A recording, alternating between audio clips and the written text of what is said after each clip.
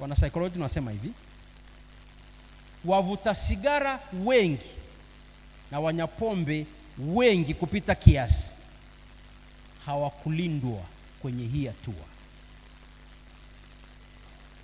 Wavuta sigara wengi na wanywa pombe sana wengi hawakulindwa kwenye hii hatua.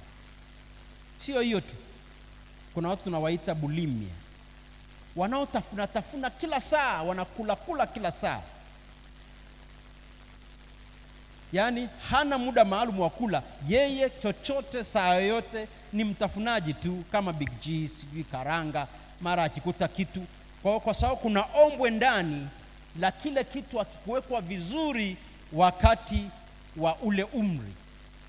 Kwa anatafuna, anaingia kwenye hiyo hali inaitwa eating behavior disorder, inayoitwa bulimia. Hawa watu wanajiingiza huko sana. Lakini kama ni msichana, anaingia kwenye ile hali ya kutamani kutokula